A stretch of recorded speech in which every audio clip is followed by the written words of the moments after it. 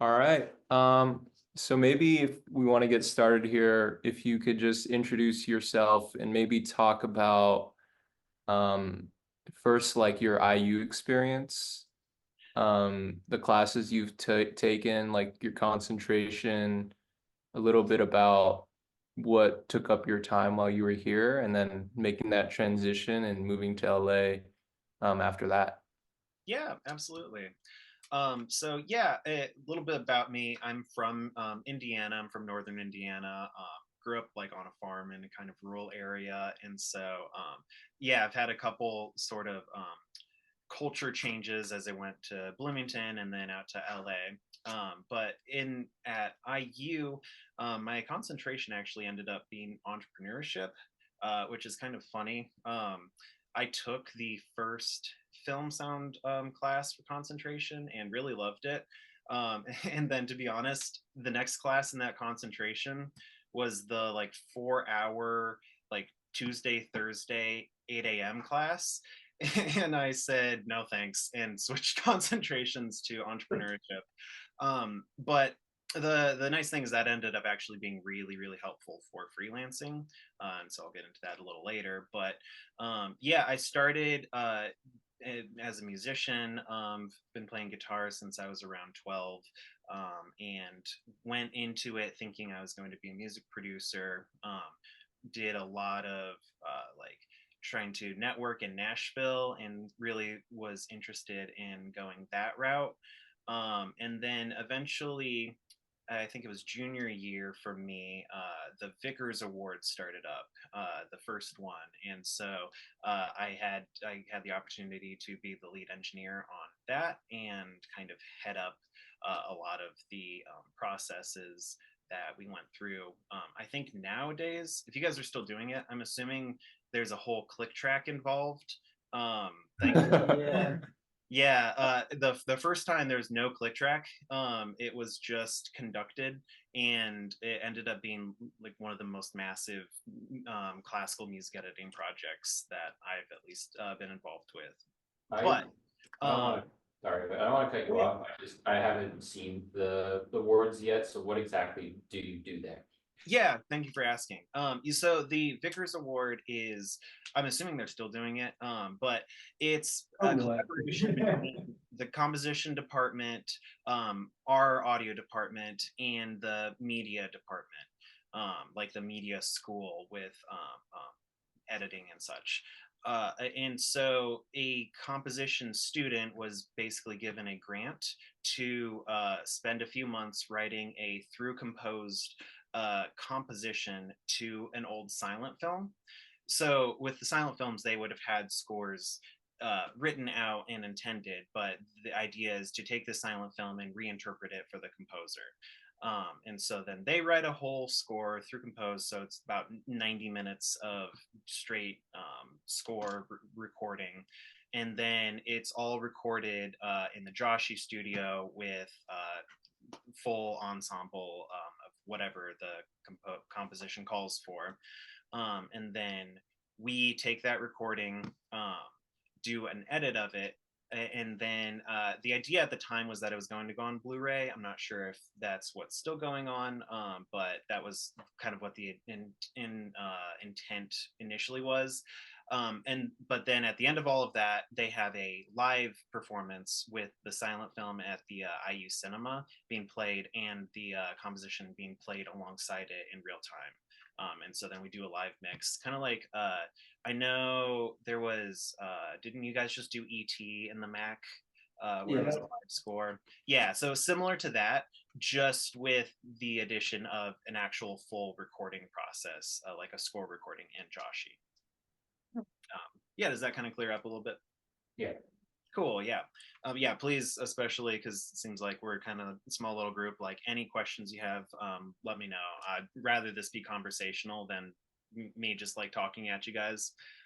But yeah, all that is to say is that I started, that was the first time that I got to kind of get into the audio and picture combination, and it really just got my gears turning, and I really enjoyed the aspect of how it's very technically demanding, but also really, really creative, and just like engaging for me. And so after that, I started getting more into doing like sound for short films for some of my friends and just other like student short films.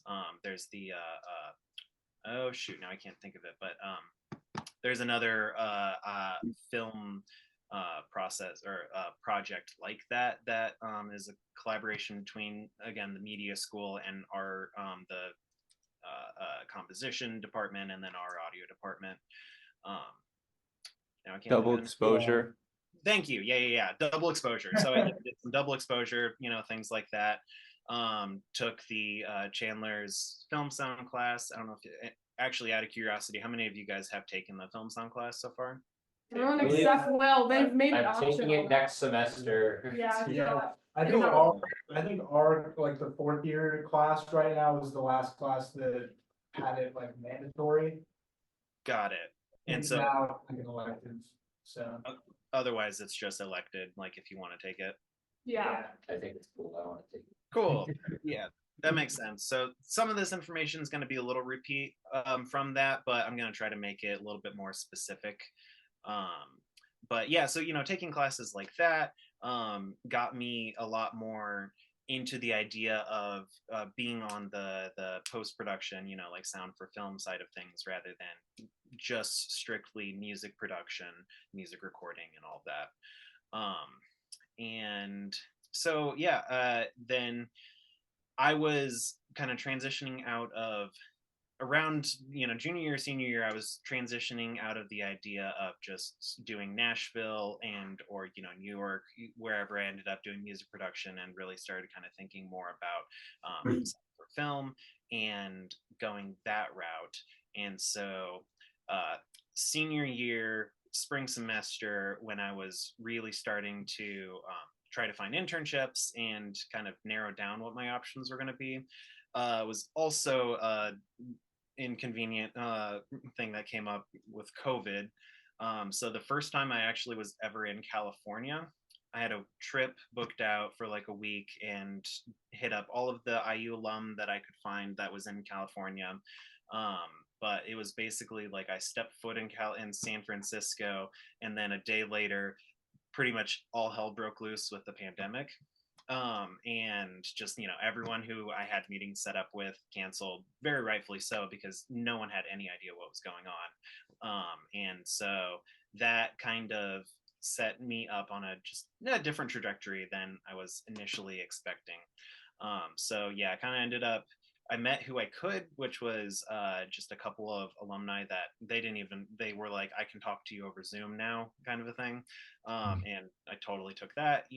But then I had to cut my trip short, basically, and kind of came back to Indiana because nobody knew what was going on, how severe things actually were going to be, and what the country and world is going to do with all that. So had a interesting graduation with didn't get to walk or anything. That's just how it was. So I'd say I graduated spring of 2020. I was talking with them earlier, but I ended up doing my actual internship credit in fall of 2020. So I didn't actually finish out the degree until 21. But a lot of people do that, and you still kind of you walk with the class of 2020, the class that you're with, and all of that. So yeah, so I ended up moving out to LA in the fall of 2020. It was July 17th, I think, is when I came out. And that was because I was really trying to read the news and pay attention to the numbers and everything, and it looked like that LA was starting to open up, that the surge was kind of going down, and I just felt like I needed to make the move. I wanted to be early rather than late to any of the opportunities that might have been opening up post-COVID. I was wrong.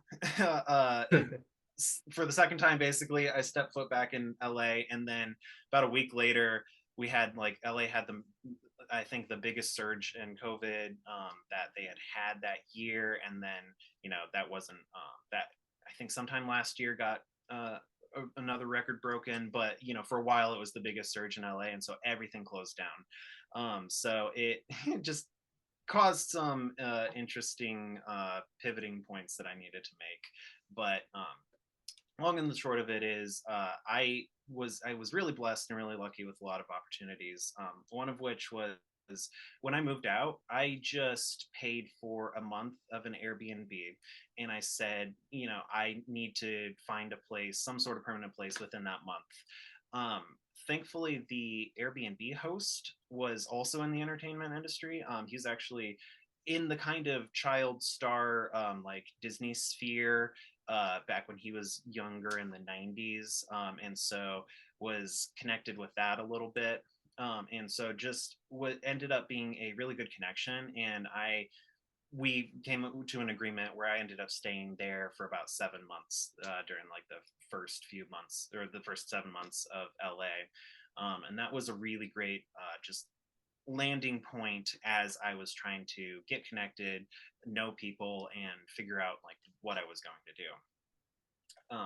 So then that turned into eventually an internship, and I'll kind of get into that a little bit. But yeah, from there it was kind of just hit the ground running a little bit once I got the internship, here and there. And I think I'm getting a little ahead of myself, but I'm not trying to be too lectury, but I've got a little PowerPoint laid out that I'll go ahead and start up, and can kind of go through some of that. Can I just ask you one question really quick? Yeah.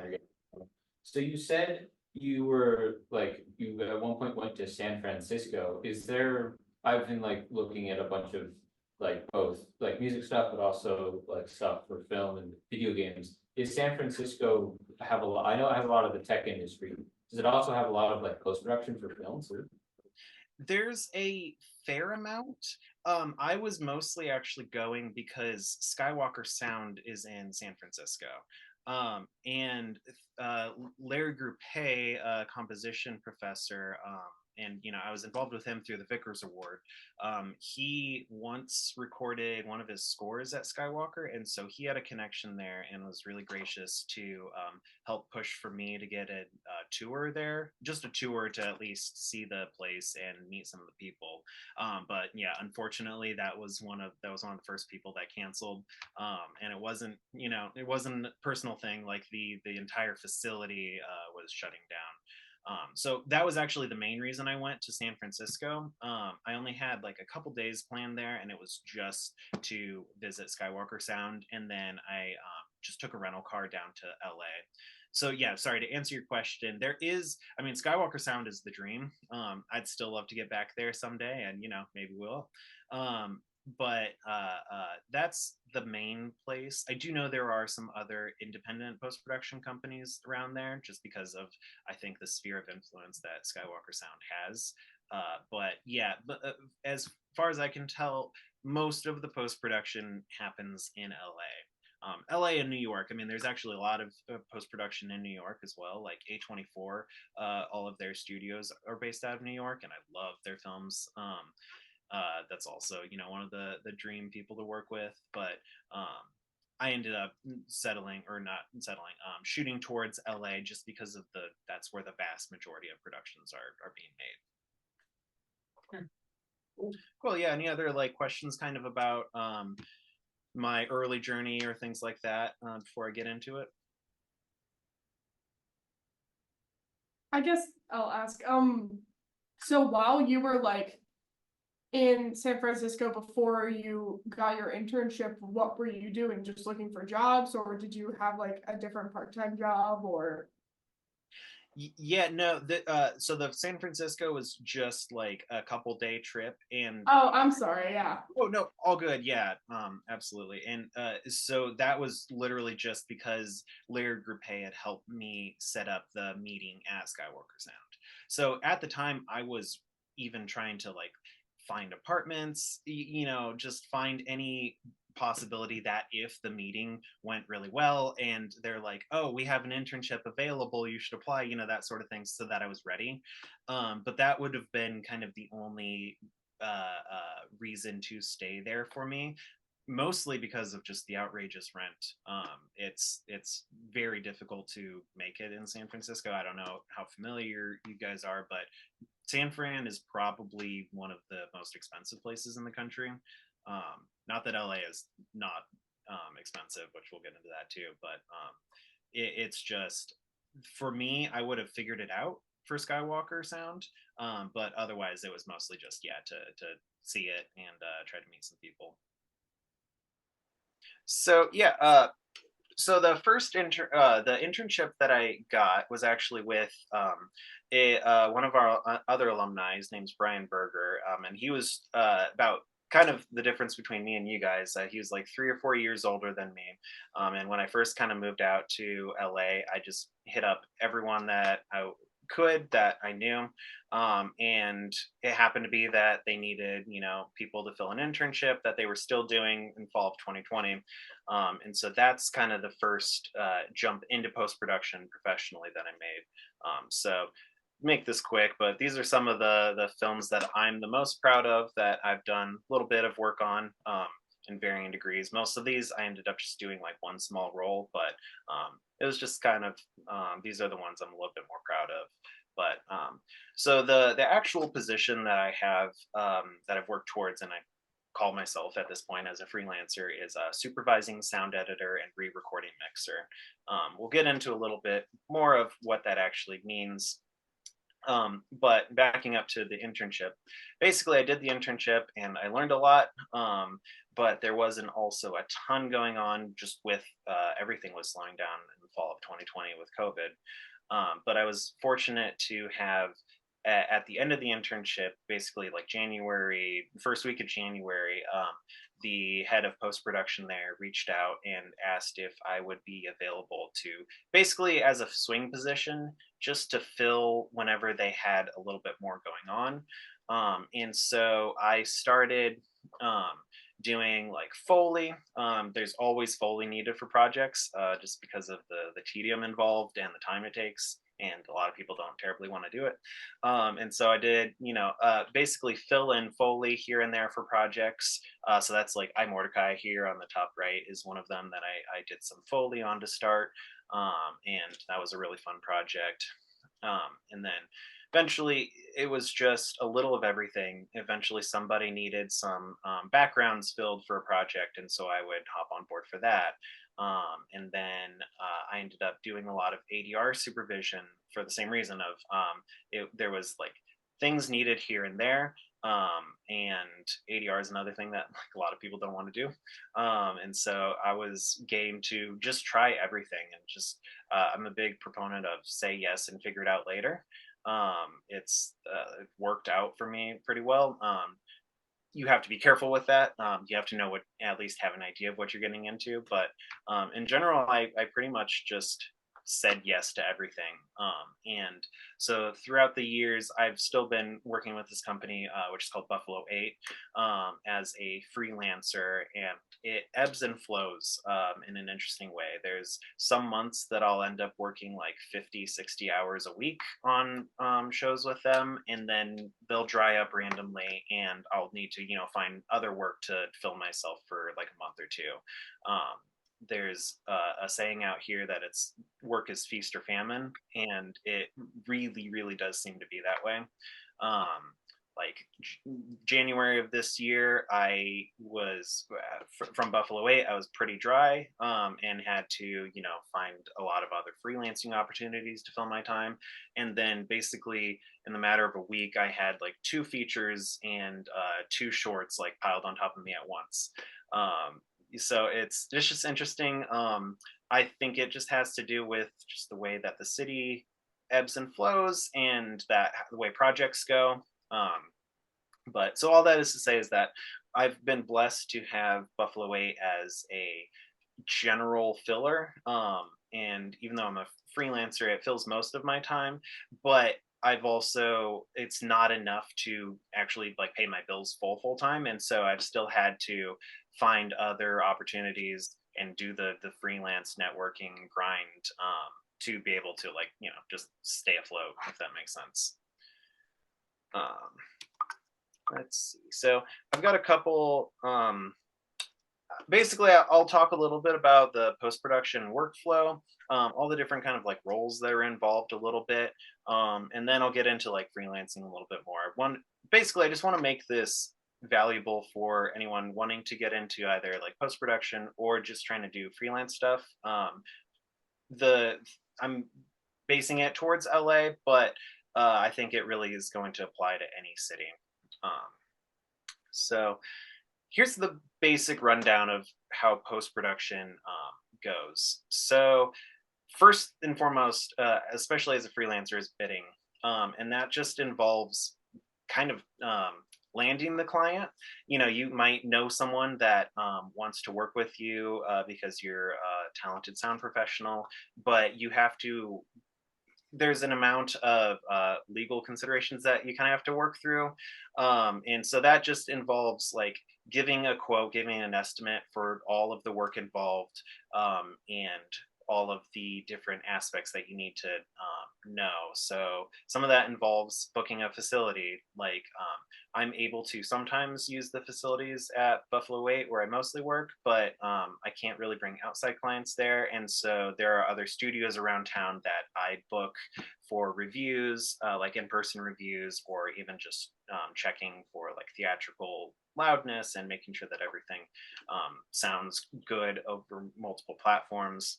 And so basically bidding is just the first step of contract negotiations, rate negotiations, anything like that. Deadlines for their turnover, that sort of thing. So on turnover is basically the materials that they provide us as a sound team. So it usually comes in the form of there's AAFs, and that has their temp editorial all laid out so that we can quickly see what sound effects they have in, though the editor will throw in temp sound effects, but it's expected that we're going to replace them with our more professional and detailed sound editorial. That's what we're being hired to do. But they have temp things thrown in because the as they've been going through the edit, directors and producers, you know, need something to be able to have an idea of what it should sound like and feel like, and give notes on that. There's sound rules, which are basically all of the audio recordings from set. So all of the days, hopefully organized and laid out if the production sound reporters did their job well. And there's a process that we go through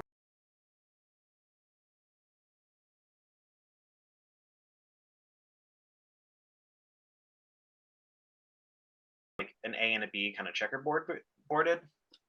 And it'll just have usually the mix from the field recorder. And we don't want to use that because we want the separated booms and lavaliers and any plant mics that there might be. So the sound rolls and the EBLs also help us to use the software to basically expand each track out so that we have everything that was possibly recorded in the day. And so I'll get with the dialogue, I'll get a little bit more into that. And then, yeah, EDLs help us organize everything.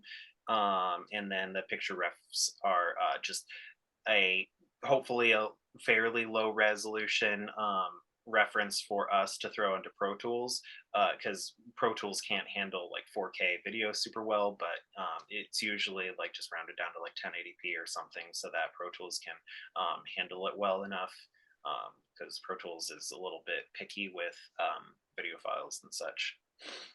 And then, so the first kind of meeting with the director or producers is usually done over a spotting session. And a spotting session is basically just a sit down and a watch through of the film, where we just discuss ideas, thoughts, comments.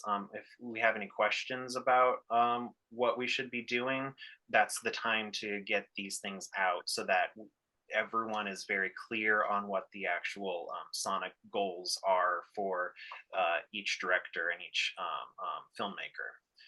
So it usually ends up just kind of being a watch down where we start and stop. I'll take a lot of notes in Pro Tools with Pro Tools markers, and the newest version of Pro Tools with the advancements with the Pro Tools, like the extra marker lanes and colors and everything, have been really, really nice. So I'm not sure if you guys are getting into different workflows with that, but that's something that we've been using a lot of, and I've been seeing a lot of other people in post-production really be excited about. Yeah, any questions from that? I don't want to overwhelm. Yeah, totally.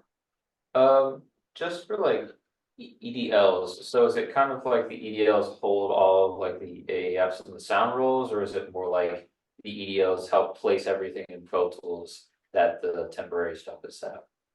Yeah, great question. EDL, I believe it stands for Edit Decision List. It is more of a picture file. Like you can't, I don't believe you can import a EDL into Pro Tools, but what we do use it for is there's like software called EdiLoad that helps us. It helps this software know exactly how to import the sound rules. And it also helps for conforming, which I will get into a little bit later. But it's basically it has all of the metadata of what shots are being made. So, and if it's really well organized, it'll have also scene information. So there's actually a newer tool that Absentia Dialogue put out called BG Builder. And the idea is that if you have organized EDLs, you can design one ambience with basically a stack of a bunch of, you know, stereo and surround and mono tracks. And every single time we're back in that location, it'll just automatically edit it in for you. So that way you will make like one background for a specific scene. Let's say it's like a city during the day, like outside, city exterior in the day. I can build that out just once and just make a nice long, you know, like 5-minute background file for that. And then it will take the EDLs and chop it up and put it all across the timeline automatically. So the EDLs are usually for tools like that. It's more for technical like software help, if that makes sense. Cool. So yeah, continuing on with post-production workflow. So this is kind of the basics of what has to happen for a professional soundtrack. So the first thing is dialogue. Dialogue is king with sound or with film sound. It's the most important to at least to hear the dialogue and know what the story is doing. So dialogue edit, it's a pretty involved process. I really enjoy it. If you enjoy doing any sort of like RX, like isotope RX, like noise cleaning with like music tracks, I think you'll really enjoy dialogue editing. It feels very similar. We use RX. I mean, there's other tools as well that we use, but at the end of the day, RX is the professional product. It's the professional choice. But to give a little overview, there's a dialogue assembly, which is taking the sound rolls and expanding everything so that you have all possible mics that were on set available. And that's more of an automated workflow. Like we use EdiLoad, and there's another software called Kraken that's fairly new that has been making waves in the industry.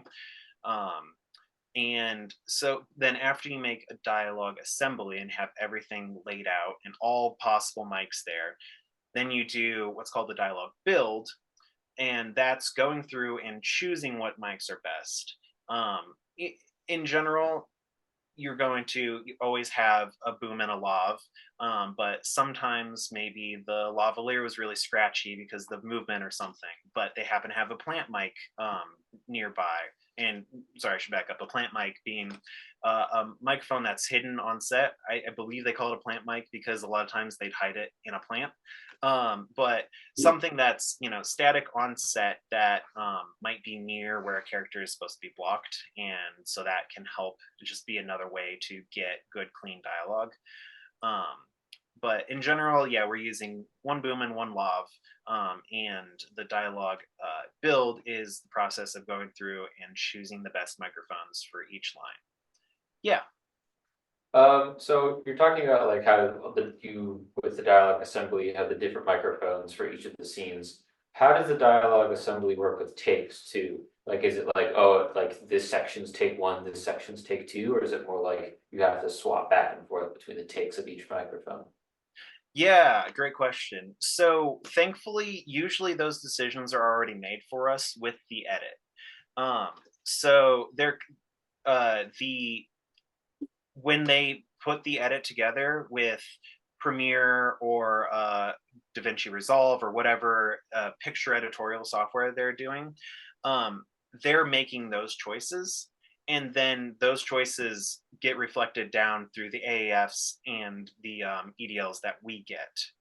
But say that there's a take of dialogue that both the boom and the lavalier are just way too noisy. Like the boom sounds like it's in the other room, and the lavalier is so scratchy you can barely hear anything, or it's too muffled. Another responsibility of the dialogue editor is to go through alternate takes and see if there's anything usable. So if there's a different take that still has the same words and inflection and you can make match to the lips, we'll go and use that rather than calling them in for ADR, because ADR is kind of the last option we want to use, just because of the how obvious it can be, and also actors just in general don't like doing ADR.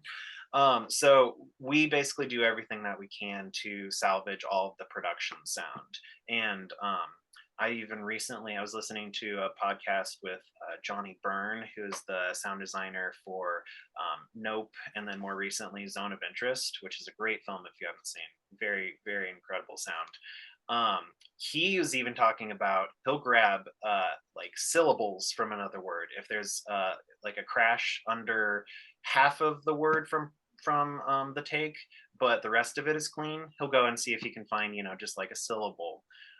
And I actually, now that I say that, I've also done like T's and S's from other takes. If there's like too loud of a noise over someone's S, it's pretty easy to find another S sound. It's a little bit more difficult to find a whole word, but if you can find like little S's or t sounds from other takes, then that's also something that we'll do. Does that kind of clarify it a little bit? Yeah. Cool. And then, yeah, the rest of the dialogue edit just involves using RX and what other tools that we have available to clean out as much of the sound, or as much as the noise as possible. And to be clear, that's generally more of ticks, crackles, clicks, or like on-set noises, but not so much broadband noise. Sometimes we will do broadband noise if it's really, really loud. If there's just like really loud like city roar noise or AC noise, if they weren't able to turn off the AC on set, things like that, we might tame a little bit, but it's actually better to leave that for the mixer in a lot of cases, because the music might be loud enough in that scene that you don't really need to take out the noise, or other sounds might be loud enough that it just all works, and the least amount of processing that you can do is best. So in general, we're mostly just taking out clicks, pops, specific transient noises rather than broadband noises. But yeah, so then moving on to ADR. ADR is a fun process. It stands for Automated Dialogue Replacement. But ADR is basically when we bring actors back into a studio to redo lines for a number of reasons. Usually it's mostly just noise. If the scene or if the take was too noisy and we can't find a good alternate in the sound rolls, then we'll cue that up for ADR, and the actor has to come in and redo the performance. And that has its own challenges with getting into character and getting the right inflection and projection. And then also it has its own challenges with making in the mix, making the ADR lines sound like the production lines, so that when there's a line in the middle of two production lines, you don't suddenly hear a completely different timbre of sound and it takes you all the way out of it. It can be really distracting, especially for actors who know how they sound like. So we try to keep ADR to a minimum, but a lot of times we don't have a choice. And a lot of times also they will add ADR lines in the edit because they of the way that the story ends up shaping out. If they feel like there's a plot point that needs to be added to help clarify the story for the audience, there's a lot of that happens.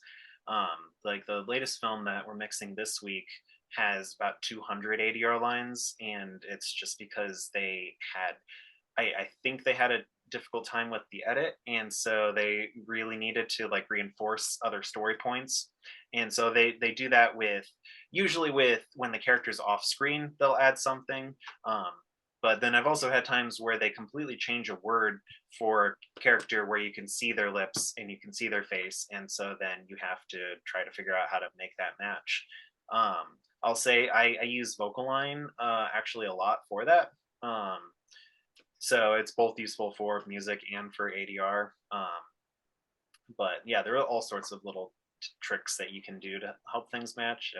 At the end of the day, if it's fully like you can make it passable. Lips are, it's fairly vague sometimes what someone's saying. At least for me, I can't read lips, so it helps a little bit sometimes. But yeah, there's tricky stuff with that. Yeah, moving on. So then more on the sound editorial side of things, there's ambiances and backgrounds. Oh yeah, sorry. I have a question about ADR. Yeah. So I actually just did an ADR session this morning with some of the actors I've been working with for film. And I am kind of a little scared about trying to fit it in with all the ambience and stuff. Mhm. You're talking about like a plugin like the vocal line. Do you have any recommendations about like how to get that ADR to sound like actually part of the film? Yeah, absolutely. So one the most of it is really EQ and reverb. The thing I'll say is I find I have to roll off a lot more on the top and bottom end than I expected at first. So the way I kind of think about it is rolling off on the top end, and sometimes it'll be like a high pass filter down to even like 3 or 5K. Um, but my thought my thought is that that helps simulate distance. Because the further you get, the more high frequencies end up falling off, and so that helps simulate distance a little bit. And then rolling off the low end, I think, helps with the proximity effect that you get with having a nice treated room with no reflections and you're right up at the microphone, rather than when the boom is, maybe like 5 or 6 feet away or something. And then the other part of it is just careful reverb. You can probably be pretty heavy-handed with the amount of reverb you use, but definitely you need to take a lot of time to figure out how to match the reverb to the production. And that's where the tricky part for me comes in a lot of times. And it's just taking a lot of time. Just put your transport in loop mode.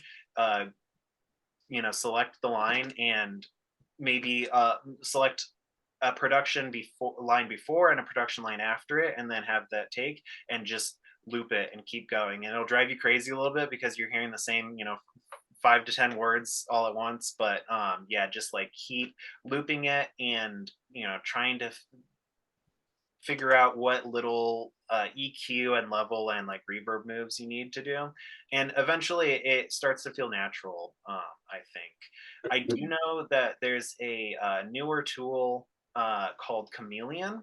It's by Accentize, and it's actually it's a reverb plugin, sort of like the RX ambience match. It's sort of that same idea where you can take a production or a recording, have it analyze it, and it'll try to recreate that reverb. and I've heard some good things about it. Actually, one of the older guys that I've gotten some advice from is he's the mixer for like the OG Law and Order, and also like the newer FBI show. So like kind of the cop shows, but he's been really talking a lot about Loving Chameleon for that exact reason. So I want to get that eventually. It's just not been on in the budget at the moment. Um, yeah. Yes. Do you find like when people do ADR sessions, do they still use like a really high quality like condenser mic, or is there consideration for like, oh, let's try to use a mic that's gonna sound more like the production dialogue or anything like that? Yeah, actually, in an ideal world, you would use the same boom that was on set and the same lav that they had on. Um, and I know on the big budget stuff, like the big theatrical stuff, that is actually planned out and noted ahead of time so that they can source the exact boom and the exact lav that was used. And then trying to find, trying to put them in as close of a physical space as they were on set as possible. Like all of those things are really helpful. So yeah, we're rarely actually using a large diaphragm condenser. I know some studios that do, but in general, it's best we just do for most of our ADR, we just do straight up a boom. For like A-listers, we'll get the boom and the lav both, just so that we have redundancy and we have the most flexible options. Um, but yeah, in general, I find that the boom has the most natural sound. The I kind of think that the way that boom microphones cancel out the sides of the room have a tendency to kind of sound natural. I think just because it mimics sort of the ways our ears hear. Like we're not hearing the room constantly because our brain throws that information away after a little while of being in it. And so I think booms kind of do the same thing. But that's just kind of my take on it. Cool. Yeah. Actually, one thing I'll touch on a little bit is one of the jobs I had early on the first couple of years was doing a lot of ADR supervision, which also includes all of the queuing. Going through and deciding what's too noisy and what we need to actually redo. But we did a lot of the last Bruce Willis action films. And I don't know if you know a bunch about the background, but the long and the short of it is that he was diagnosed with a form of dementia called aphasia, which specifically targets communication and speech in the brain. And so he was fairly aware and is fairly aware of his surroundings, but speech was really, really difficult for him and still is. And so he's retired now, as unfortunately as a result of it.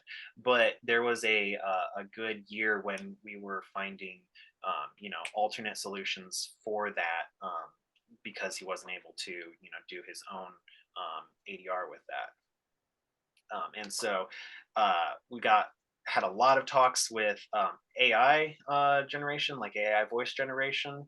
And there's a lot of films are doing that. A lot of like big films that they're not, really making it explicit, but that are using AI to redo voice now. It was not in our budget for these films. The budget seems to be like in the 40 to 80K range per film. But it's something to kind of be thinking of because it's so expensive now because the technology is fairly new. But I think in the next 5 to 10 years that's going to be a lot more common, and something that we're going to need to at the very least have an idea of what is going on. I'm not necessarily a proponent of always using the latest and greatest newest tools, but it is good to know what the newest tools are and where to use them, so that you're not getting behind in the industry. But yeah, is there anything else on? I could talk for 2 hours on just ADR too. Is there any other questions like that come up with that? Yeah, I had a question. Yeah. So when it comes to recording ADR, is it common to just record like a line or two that needs it, or is it typically preferred to like have that character run through most of the scenes so that it doesn't feel out of place for those specific lines? Yeah, great question. It kind of depends on the actor. I definitely I try to encourage them to do a little bit of the line before and a little bit after if they're able to still process that and keep up with that. And the good ones are just on it and they'll match their production like exactly and be able to really like capture embody that performance that they had on set. But there's some actors that and I'm on the indie side of things, so I work with a lot of relatively inexperienced actors, and so a lot of times they it's easier for them to just focus on just the line, um, and just whatever they need to capture. But yeah, it's best to get a little bit of overlap. We won't have them do the entire scene, but I will usually show them the entire scene so that they have an idea of what the actual context is, because most of them haven't actually seen the cut. Except for the A-listers, they usually get to have a little bit of an idea of what the cut is like and maybe even give notes. But a lot of the extras or just like side characters, they get on set, they do their thing, and then they're sent away, and they don't get to see it until it's in theaters. So then a lot of times when I am bringing them in for ADR, I'm like, okay, let's look at how this scene actually played out, and that gives them a lot of just performance context clues and ways to get into it. But yeah, one of the big parts of it is it feels very much like a vocal production session, where you are the producer in the sense of you're trying to help give them performance notes without making them feel insecure. And I remember we had so many different little tricks and things that we do in a vocal session to help vocalists, who might be a little flat or something, feel more comfortable. And it's the same with ADR. It's really about making them feel comfortable, making them feel safe, and able to get the performance, and just letting them do whatever they need to do to get back into character. Especially, if it's either a villain character or just some sort of more involved like action character. A lot of times they have to get physical with it, really. And another thing that we do is we do efforts for fight scenes or for like dying. Like we do a lot of action films where there's just nameless bad guys that get shot, and so we usually for those won't bring in extra characters. But a lot of times, if there's a main character that goes through like a fight scene, like a punching, fight scene, um, the onset audio is not usable because they're scuffling around everywhere. It's not so controlled, and they're moving a lot. And so we'll have them come in and redo those efforts. And it's gonna sound silly, but it's a lot of like stuff. It's like, and I'll see them. They'll get into it and do the punches as they're watching, and make it really physical to help get the out of breath sound and the way that they have to project kind of during a fight. So all of that is to say that it just helps to make sure that they're as comfortable as possible and able to get back into the performance that they were on set, because they're coming in their comfy clothes or just casual clothes or whatever, into a completely different room, and in our case it's a small kind of like padded closet area, and so it's such a different environment, that it really takes a lot to get them back into it. Yeah, so hopefully that cleared up some of the stuff. Any other questions with ADR? Yeah, so I mean, we mostly talked about ADR for like more live action film, but do you know about the workflow for ADR in terms of like animation?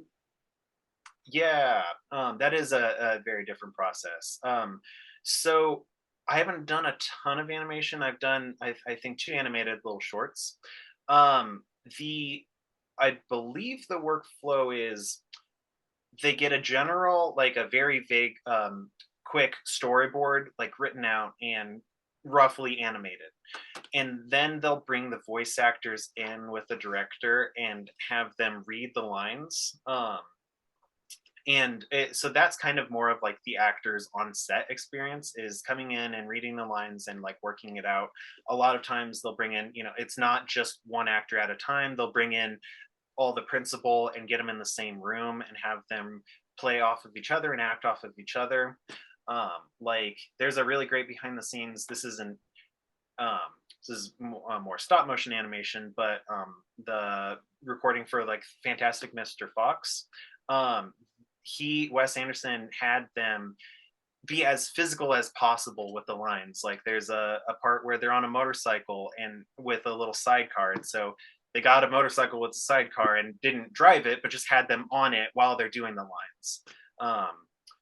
So it's a lot of that, and so they do a lot of takes of the lines, and then just like on set, and then it gets put together in the picture edit, and that gets matched on with the storyboard that they have. And usually I think that's actually what they stick with, is that edit, but sometimes it's just temp, and so they'll have them come in quick, do a temp, and then they'll come back to finish it out as a final pass. If that kind of makes sense. I haven't done a ton of animation, but watched a lot of like behind the scenes for it. Gotcha. Sounds cool. Yeah, it's the animation process, I think, is really incredible, of just all of the collaboration and the pure creativity with it. I'd like to do more for sure. But yeah, so I'll move on a little bit to backgrounds and ambiences. It's one of my more enjoyable part of editorial for me, because it feels like world building. It is, so to give an explanation, it's basically the environmental sounds that you would see per scene. So it's usually long stereo or surround tracks that we're stacking on top of each other, just across the whole scene, and it should feel somewhat of the same sound across the whole scene. And it just helps place things in the world and make it sound like it was recorded on set if it wasn't, or things like that. So there's a few categories that we try to always make sure that there's something for. The first and foremost just being air. So we'll have just like AC noise, room tone, things like that help. It's not going to be loud in the mix, but it really helps with, especially ADR, making that feel like that it's in the environment. But also it just helps support the dialogue.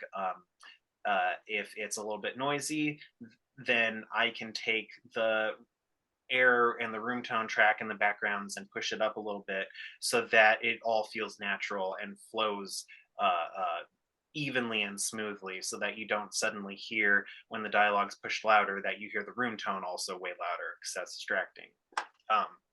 And then there's life. So birds, if you're in the day, especially if you're out in the country, like a lot of life with birds and crickets and things like that. If it's night, especially night crickets. And you can really get into the weeds of how crickets will change pitch depending on the time of day and the temperature. So if you really want to get in the psychological aspects of it, you can make a scene feel really cold, using that. Or, we try to find winter birds if it's winter, if it's a winter scene, or summer birds if it's a lively summer scene. Another category of backgrounds is traffic. So if we're in the city, it's going to be a lot of roaring traffic, a lot of sirens, a lot of maybe like industrial trucks.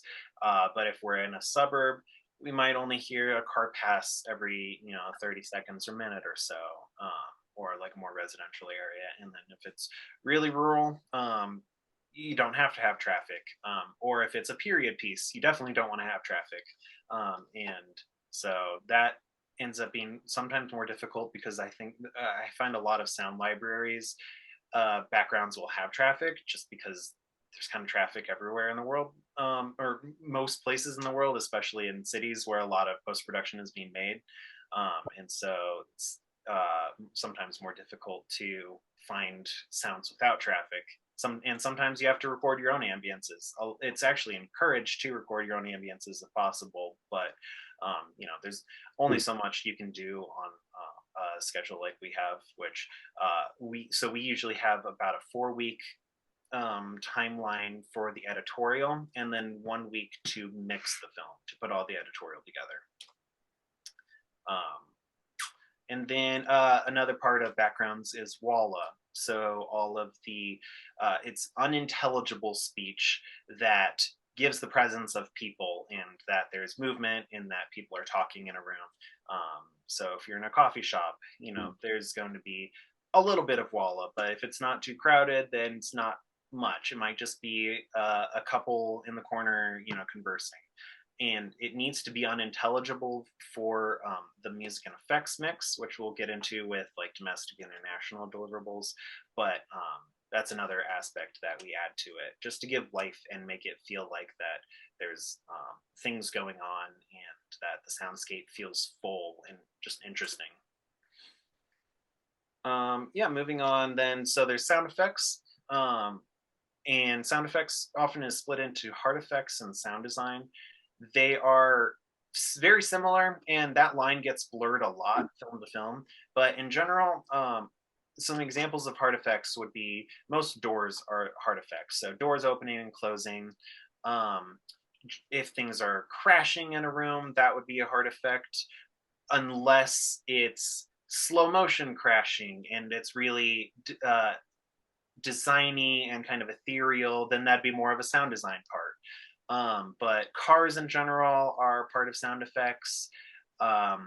Some part of Foley, if it's more important, will be covered with sound effects, but generally they kind of try to stay in their own lane of coverage, so that the mixer isn't having to decide too much of like, oh, should I use this or this sound?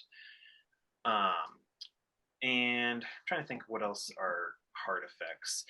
I try to think of it as anything that makes its own sound that isn't being interacted with a human. Because getting onto Foley, Foley is the sound editorial for human movement and things that we touch, things that we, you know, so it's like hand pats, hugs, if you're hugging someone, you know, the body pats that go on with that. Anytime you're grabbing an object and setting it down, so a cup up, a cup down, it's very, very detailed and gets very tedious. Like we try to mark everything out ahead of time. So the first part of the Foley process would be marking it out. And there's sometimes that we well, with the new Pro Tools we can't anymore, I think, but we were maxing out our markers in Pro Tools because it was $9.99. And so yeah, we would end up having some editorial projects that were doing more than that, and then we would just start marking things in audio tracks and making like region groups. I believe now with the new Pro Tools update that marker limit is increased, so hopefully we're not going to hit that again. But yeah, so there's props, hands, anything that a hand is touching, a desk, a body, a doorknob, a car door, movement, big movement in general. So a big stand up or big sit down for a character. Sometimes say someone like takes a swing at someone but they miss, that would be a part of movement. And then everything is covered with a cloth track. And it's literally, usually it's done in an ADR booth or some sort of controlled environment, and we take a couple pieces of cloth and watch the film in real time and rub the cloth together to get the sound of the character moving. That's mostly used for the M&E, the music and effects mix, which is, I should touch on a little bit before we get into it later, but it's used for international deliverables, so that we can mute the English dialogue track, and an international dubbing mixer can put their local language onto it. But the issue with that is that we lose all of the movement of the production and all of the other things that come with the dialogue track, and so we add in our own cloth track to simulate that movement and just make it feel like there's life within the track. And so that's another big trick that we can use to help ADR feel natural, is just add cloth rustling on it so that you hear the what you think is the natural production movement and sound and like rustliness of production, even though it's an added ADR line. So yeah, that's kind of a general overview of the sound editorial part of it, the sound department. And within, I should say, within each of these, you can break these down into a lot of different roles on the high end, on the high budget end of things. Like some people's entire career is just marking Foley or just editing Foley. And also, I forgot to also touch on footsteps, but every single footstep is replaced and performed, and it really does need to be performed and recorded to sound correct. There are things like Foley Walker where you can play it with a MIDI keyboard, and we've tried that a lot, and it never sounds correct to me. I think it works great on low budget stuff. If you don't have time to, rent a facility and record in a facility, like it works. But in general, for actual theatrical releases, it's really important to have the recorded performance of Foley. Yeah. Do you feel like there's sort of like a progression in terms of what someone might find themselves doing out of school, or like what you found yourself doing out of school versus like someone who's been in the industry for a while, in terms of like it could be like progression in terms of, okay, what roles get paid more, or just like progression in terms of what roles are more fun, I guess. Do you feel like there's like a hierarchy in a sense? I would say in general, yeah, there are exceptions. But excuse me. In general, I would say Foley ends up being one of the entry level jobs. Both because of, like you were saying, it's kind of a little less popular. There are people that love Foley, but they're kind of like, and that's all they want to do. But I find they're kind of few and far between, especially because of the tedium involved with it.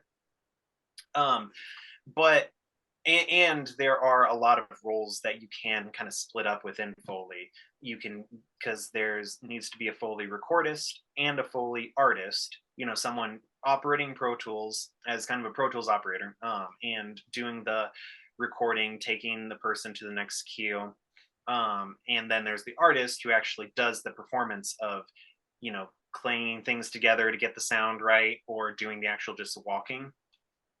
And then after, I would say in general, after Foley, it kind of went, I would say my experience is pretty typical in that I started with Foley, got into backgrounds, did a lot of background editorial, and then got into hard effects, because those are more natural effects and there's not so much creativity and artistry involved with it. It's more of a cutting things realistically. And then sound design would be one of the higher level things that people are interested in, and also that's needed. There's just an amount of artistry and creativity needed with sound design, because it's creating things that often don't exist, or that don't have a real life sound, or that like that you're creating an emotion rather than just a realistic sound. And so that ends up being on the higher end of things. And dialogue and ADR kind of depends studio to studio. What I will say is that the saying, like, the more you work is very true. You kind of, you don't get pigeonholed completely into just one task, but people hire you largely based on what they've seen you do, or what you already have proven to be able to do. So that can kind of go all different ways. If you're incredible at Foley and that's what you like to do, then you're going to very quickly get hired on like big stuff, doing Foley. And so if you're really great at editing dialogue and you love RX and you've proven and you have, you know, credits under your belt as a dialogue editor, you'll get more of those jobs. Um, but sorry, to actually answer your question, I think the hierarchy goes in general, starting with Foley and then getting into the more natural, realistic sounds with backgrounds and hard effects. And then kind of at the top is, I would say, like sound design, dialogue, and mixing is kind of considered top of the food chain. And that has to do both with the um, amount of detail that mixing takes and just like the time and skills required for it, and the fact that most people want to mix, so there's a lot of competition for it. Yeah. Just for clarification, mixing is just taking everything from the sound, just putting it into like the final like video cut of it. That correct, and I have a couple like kind of slides that will go into the mix of it. But yeah, to give an overview, the mix is taking all aspects of editorial, dialogue, all of the sound effects, and all of the music, both songs, source cues, and score, and putting that all together. It's and we sort of there's not really an additional mastering process in film like there is in music, so that ends up happening through the mix, and I'll get into that a little bit too. But the next thing I have is music department. But before we get any further, is there any other questions with sound editorial? Yeah. So you talked a little bit about the timeline of like saying it, you get usually around 4 weeks for the editorial and then a week for the mix. Is that just for features or you know, like shows or something? Yeah, great question. Yeah, that's in the context of features. Hopefully they're around 90 minutes or less, but honestly, a lot of times we've had to do a couple hours of a film, and we end up getting the same 5-day timeline. Um, it also seems pretty standard across that it's about a 4 week for editorial and about a week for mix. I know for the Law and Order, which are 50-ish minute episodes, they get 3 days for their mix, but it's also a much bigger budget and a much higher like network status. So it does there's variability in it, and I'm primarily speaking from a non-union standpoint. But even actually on the union shows that we do, that's about the timeline that we get. Now we also do shorts, and so it kind of you can take that ratio of time and scale it down. So if it's say if it's a 20-minute short, I'll more budget around like 1 to 2 weeks of sound editorial, just depending on who's available and what we can do within that time. And then I can usually most mixers should be able to get through 20 to 25 minutes of mixing in a day. It's obviously dependent on how detailed the editorial needs to be, and the needs of the clients. It really does shift a lot project to project, but in general, for about a 90-minute feature, that's the timeline we're looking at. Cool. Cool. So a little bit on the music department side of things. So I think we're all pretty familiar with composition and having there's a composer. And this is also going to change studio to studio wherever the score is actually being recorded, but it's pretty much always a score recordist of some degree, and runners and assistants and mix techs that all go along with that in scoring studios. I believe there are about 4 like real just primary scoring stages out here in LA. And I know some of our alumni have been pursuing that aspect, like just doing score mixing or score recording. And I also think that's an incredibly satisfying like field to go into and just engaging. It's also very highly competitive though. There's a lot of people who want to be scoring mixers and scoring recordists, and those have a lot of parallels. It has a lot of parallels just with score, or I mean classical and orchestra recording. It's basically the same workflow, just with needing to take sync with like time code considerations and having the video ready, but in general it's just the conductor that's watching the actual picture, and watching their time code. And again, if anyone who's familiar with like the Vickers Award, that's basically like the same workflow. So then couple other aspects of it is there's the music supervisor and the music editor.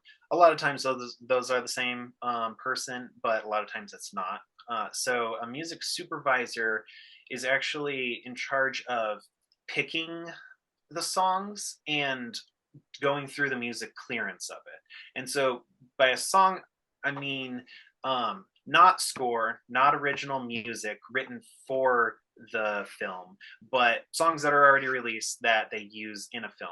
So the easy example is a montage. A lot of times, with a montage, I just think of like a kind of like pop rocky, some sort of generic thing like that. I mean, there's a lot of really great montage sequences with awesome songs. And so the music supervisor takes a look at the scene and decides, based on the story and the tone of the film, what songs would be appropriate there.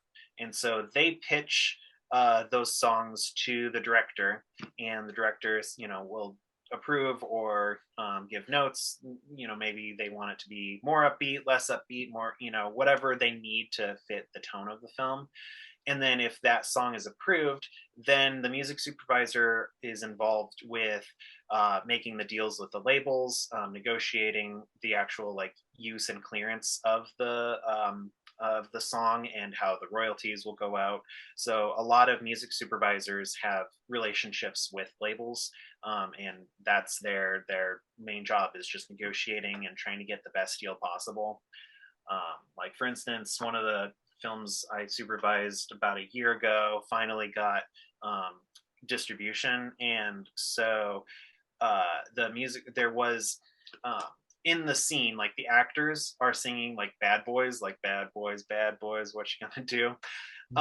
And we thought we were going to get that because in general that song, I guess, they kind of like will give it to anyone for pretty low. Well, now Bad Boys 4 is coming out, I think in 2025 or something, and so they're trying not to dilute their brand image, and so they didn't want us to use it, and so we had to cut it out. And so that's one of the aspects that the music supervisor has the responsibility of, is negotiating those things and trying to make whatever he can work. And then the music editor is the person who actually takes those songs and cuts them into Pro Tools. A lot of times the music supervisor will just give a general time range, and it won't be like exact time code to a frame. It'll just be whatever they saw on like iTunes or whatever. So you'll get a lot of, at minute 3, second 4, cut here, and then put it in for the rest of the scene or something. And it's the music editor takes that information and figures out exactly where to cut it, like right on the kick drum or right on the downbeat, whatever it needs to be to make it work and make the like the story points hit. A lot of times with montages, in my opinion, if it's good, you want the cuts to go right with the beats, and it feels satisfying that way. And so the music editor figures out how to best place the song, or how to best chop it up if they need to hit specific sync points. Any questions with any of that?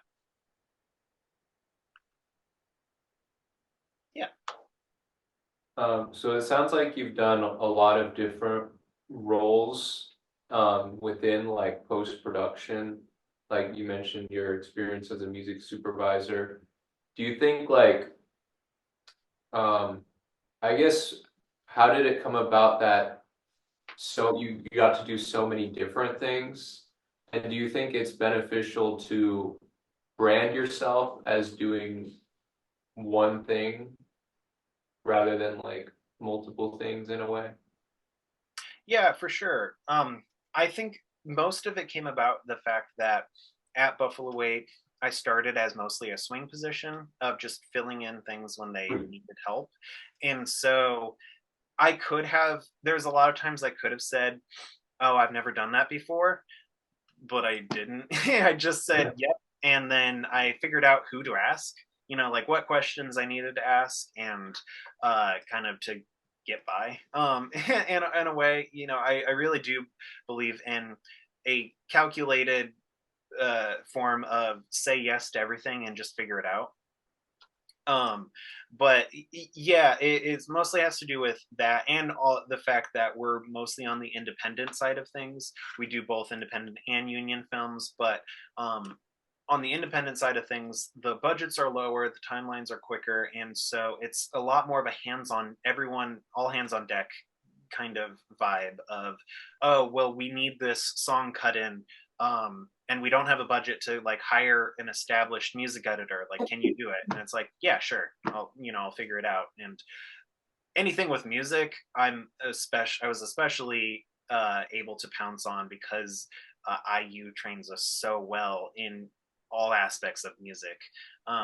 And then there was a couple, like for instance, I was offered some early like sound design things that I didn't turn down by any means, but had to sort of or ask if there was a way to kind of soften the load a little bit, without basically saying like, oh, I've never done sound design, because that just doesn't really look great to employers. So yeah, there's things like that that I wasn't necessarily as prepared for. On that note, while I'm thinking of it, I will say that yeah, we are incredibly I wouldn't say over prepared, but we are very, very well prepared for the music industry and for anything audio coming out of IU. I work with also a lot of Emerson students who Emerson University is out of Boston, but if you guys know like John Crivet through like Hey Audio Student, and he was an old AES president. He's a professor at Emerson, and so they also like they have incredible like really great film sound engineers that come out of that. But I see that in general their Pro Tools and their kind of music chops are lacking, and that's like where we really excel. Like it's just I can't speak highly enough of how the training for music and music production gets us. So just as a side note, that like you should feel very confident going out to any city with the skills that you have, because it's really like one in a million for Pro Tools, for music production, and just for general audio production expertise. Yeah. Just out of curiosity, are you guys mixing in Atmos, or are you still like 5.1? Yeah, we are mostly we're pretty much all 5.1. And so I'll get into a bit with the mix, but we mix in surround sound in 5.1, and through the template there's a down mix. We like down mix into stereo, so that it's not always a completely different mix than the surround sound, so that they're related, and it's not like, oh, suddenly if you listen at home after seeing it in theaters, like there's a completely different sound effect in it. But yeah, our studio has not gotten into Atmos just yet. One of our alumni, who is another supervisor and mixer at Buffalo Eight, he had the opportunity and did an Atmos mix where they brought it in, and we did a surround mix, a normal like 5-day surround sound mix, and the clients loved the sound and our work so much that they like paid him to go out to Toronto for 3 weeks and mix in Atmos at a big pro facility called Company 3. And so he had that opportunity, and that was incredible for him. And but I will say I think he had to scramble a lot to figure out Atmos at that time. And so I've been trying to, in my free time, taking the Atmos classes like online. There's free Atmos training just through Dolby. And so I've been trying to get my kind of knowledge on that in general, just like covered, so that when a similar opportunity like that comes up, that I'm not, completely ill prepared for it. Because Atmos is definitely here to stay, especially in the theatrical realm. I think music too. It's pretty much all I see for like new innovations is that Atmos seems to be the next big thing. music will still always need stereo and be primarily in stereo. But film, I'm seeing a lot of films, like most films, big theatrical runs are being mixed in Atmos. So it's definitely something really valuable to know. Because you guys have a couple Atmos rooms now, right? Or is it just the one? We Yeah, do we two have now. two. So 327 and 438 are both Atmos. You mean rooms. 354? Oh, They 350 just really added that last year. I'm sorry, yes. Got it. Yeah, no, like use those resources as much as possible and get your Atmos chops up, because it's going to be useful and you're going to stand out, because a lot of the older people are, they're used to what they're used to. And not saying that, there's everyone's flexible, and I'm seeing a lot of people learn Atmos and get into it, but have get into it while you have the equipment and the access to it, for sure. Yeah, is Buffalo 8, do they have any plans to switch to Atmos right now? Or are they just kind of set with 5.1? We've been on the sound team, we've been trying to politely push for it. I don't think it's in the cards for us at the moment. We're really on a low budget side of things, and it's great because we do really great work, and the content that we do is, I really think, comparable to the big studios. In fact, Brian, the one of the other IU alumni, he has 4 films premiering at South by this year. So yeah, we're very proud of all the people at Buffalo 8 here. I think in general we're killing it. But that is to say, we had to push for like months just to get an S3. Before that, we were just mixing on the Avid artist mixes. So if that kind of gives you a little bit of the budgetary restraints that we have, like I've had to buy all of the plugins that aren't standard, that just come with Pro Tools, if I want to use them. So things like Cinematic Room is an incredible reverb, like Slapper, like Soothe, just all of those other little fun more professional plugins I've had to buy myself to use, and I have to bring my iLock because this studio just doesn't have it in the budget. And I that is actually fairly common for freelancers to have their own, at least, iLock licenses that they bring. Most studios will have the plugins installed, but they will not have the license. Yeah. Does the studio provide Pro Tools then, or do you have to provide your own license for that too? It does have Pro Tools, and so if I'm doing in-person work, that's all covered. But I do most of my editorial at home, because we only have, basically we have 2 main mix rooms. One of them is a small, like 40-person theater, but there are rates associated with them that have to be covered within the contract of the film. And so that basically only gets allotted for mixing time. And so all of the editorial that I cut together, I do from home. And so I have to have my own license for that. Don't tell anyone, but I've gotten away with still using the student edition for Pro Tools. If you can get away with that, I encourage it, because otherwise it's only $30 a month versus $80 a month, because you do have to have Pro Tools Ultimate to do anything really worthwhile in film, just because you need the surround sound tracks ability, and also you need to have multiple video files able to be in the session. So let's see. Was there a change recently? I'm trying to remember. I feel like there was a change recently with the standard versus ultimate differentiation, where did they like add some kind of surround functionality I think in the artists standard version? might have surrounds. Let me check.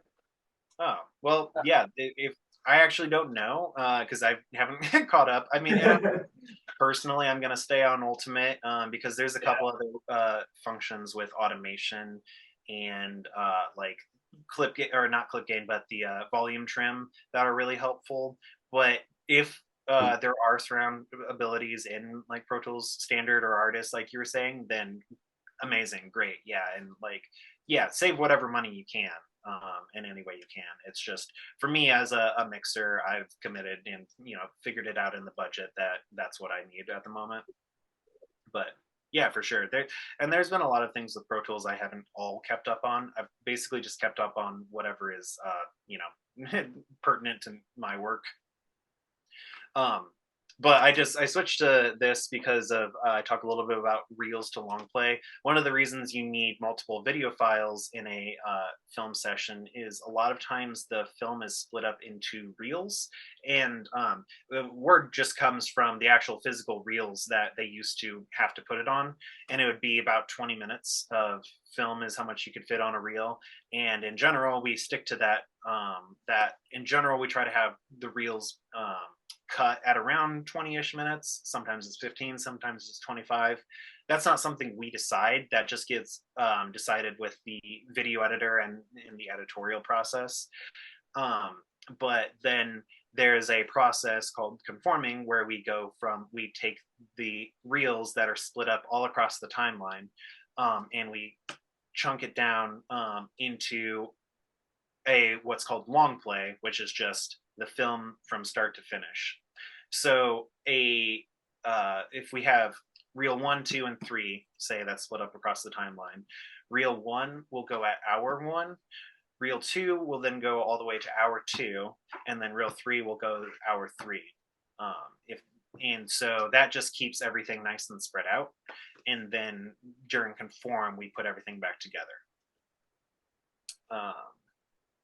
Yeah, any other questions with either music editing or any of that? Yeah, when it comes to conforming, the idea of picture lock, when they say it's gonna be this one thing forever, and then they end up making changes later. Like how when they picture lock it and send it to you, how often is it that you end up having to conform to edits after the fact? Yeah, totally great question. In general, it's in every contract we have, it's supposed to be picture lock, and then still, even with the contracts, about half of them have changes. Sometimes it's pretty easy, just one little scene cut or one frame changed or something like that.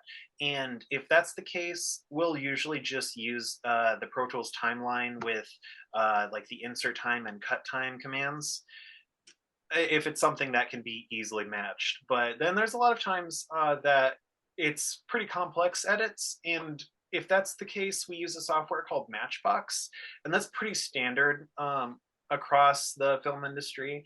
The thing is, it costs about $800, and so thankfully our studio has that, and anytime that we need to conform, we use Matchbox, and it's pretty crazy. It will take an entire timeline in your Pro Tools session and do it. You just give it the old video file and then the new video file. It looks at them and figures out what's different about it, and then just does it for you. So with those tools, it can get better.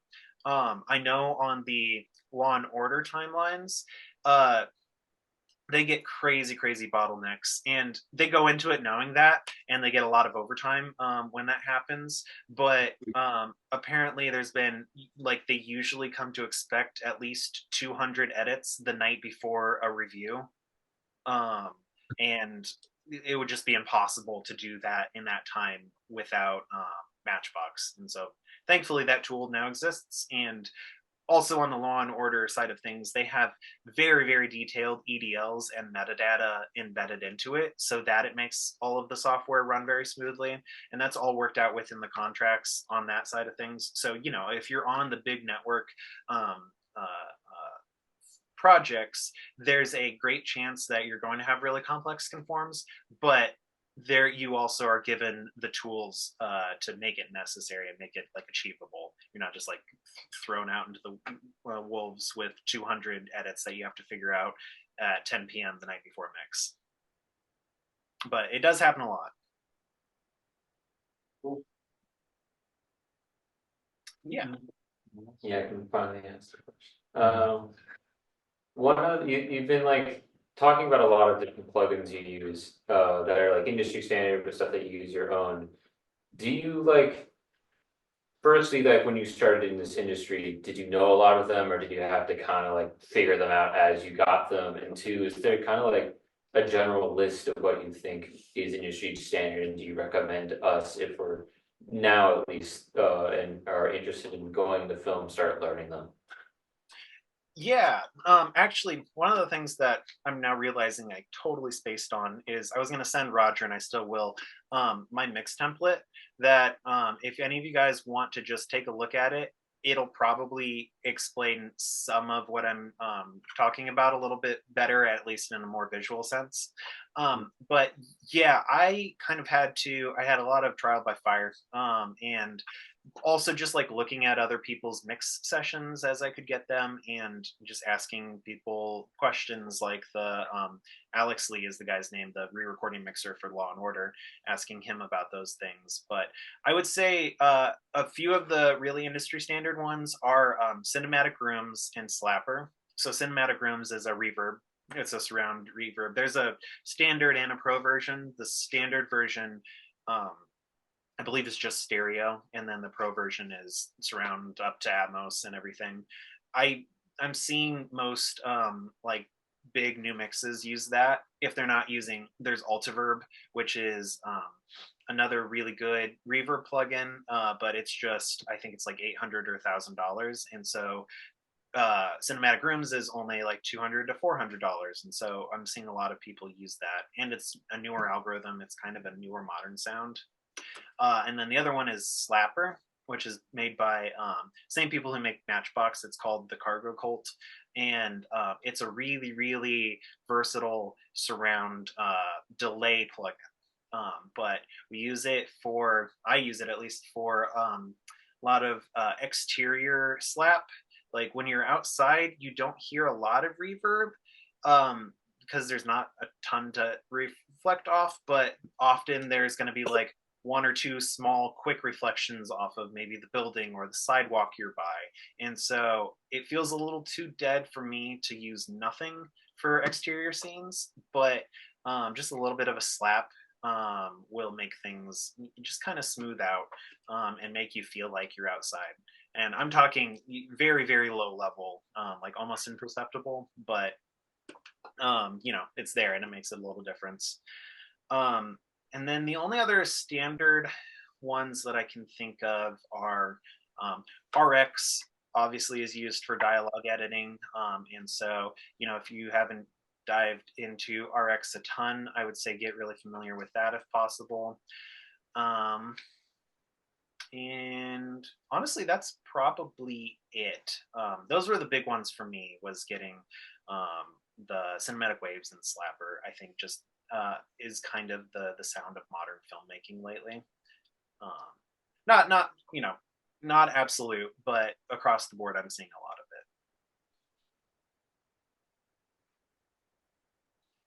of it. Cool. Well, I can move on a little bit to the actual mix process. So once all of the editorial is sent to the mixer, then there's the fun process of putting everything together. So usually that starts with kind of a pre-dub, and that's just taking everything in its own category and just adding any technical things that are needed. So making sure things aren't way louder or way too soft, just in general balanced across, whether it be the Foley stem, or the backgrounds, or the part effects, or the design, any of those individual, just making sure that they sound balanced within themselves. Setting up general panning. In general, we don't do too much surround panning because it can be sometimes distracting. It can sometimes take you out of it, so you just have to be careful with doing like hard surround panning with specific sounds, especially like transient sounds. And then adding any kind of basic reverb delays, EQs, compression, that sort of a thing. I'll say we don't use a ton of compression in film mixing. One of the parts I really enjoy about film mixing, coming out of being more of a music mixer, is the dynamic range that we're allowed.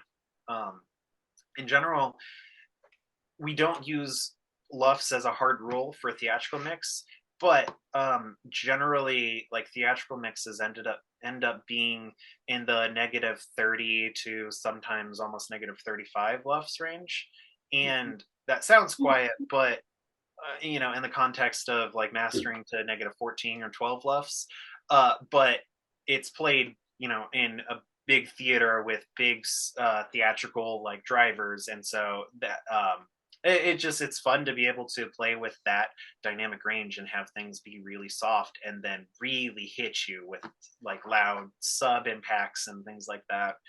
So I enjoyed that, but yeah, that is all to say that we're not really compressing the dialogue a ton. If you do, it's you can hear it. It sounds compressed, and sometimes you want that sound, especially if you want it to be right in your face and really, really like in front and there.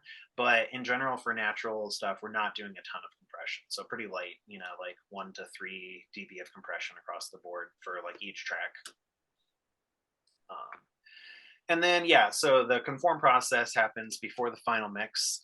One of the things we have to account for is VFX. So, like the visual effects, a lot of times it's muzzle flashes on guns or bullet hits on guns if it's not been already like shot on set. A lot of times that gets added in because it's a lot cheaper and a lot safer.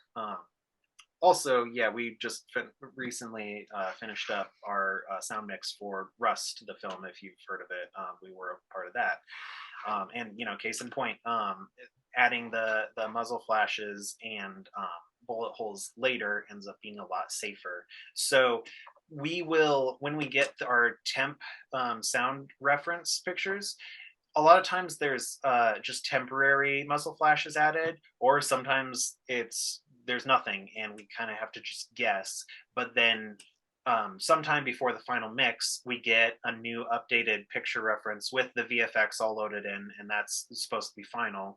And so then we have to go and see anything that could be sound related that we might need to shift forward or back in the timeline a little bit because we had a guess, but then the ultimate product was a couple frames different. Other things I can think of that have to do, well, it's mostly action explosion things.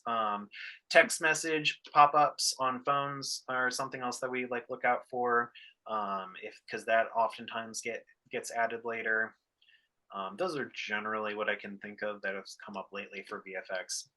And then I explained a little bit about going the reels to the long play conform. Basically, just once we're out of reels and get into long play, doing the conform. And I usually just do that with cutting time with Pro Tools. And then, yeah, any other, like we talked about earlier, any other picture conform things, if they were in picture lock, but then they decided to cut something because of whatever reason, then, you know, we have to follow that, and so that our timelines are all matching up for the final mix. And then, yeah, I guess before I get into final mix, any questions with that? Great. So ideally, we have the clients in person. Not always the case, especially post-COVID. But in general, so if we're mixing for theatrical, the room should be set at with pink noise, Dolby, the whole Dolby Pink Noise band limited, and we calibrate it to 85 dB SPL, assuming it's a large enough room. If you're mixing in a, you know, you shouldn't be mixing for theatrical in a tiny room, but if you are, you can compensate a little bit by turning down that reference level. But in general, to get the theatrical sound of just the speakers fairly far in the distance and fairly spread out, we mix to 85, and there's not a LUF like LUFS reference needed. Theatrical run actually has no real standards. You can submit anything, and if as long as the producers have approved it, like the theaters will play it. But that means that you can, you know, really blow your audience's ears out, or on the other end, you can make it so that no one can hear anything.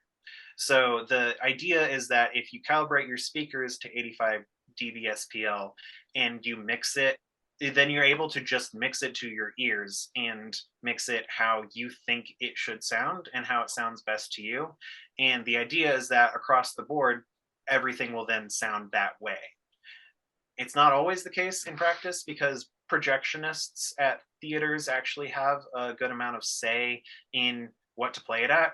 And so you'll hear a lot of times in like film mixing conversations like, oh, they played it at a 5, unfortunately. And they're referencing a knob on the Dolby DCP processor.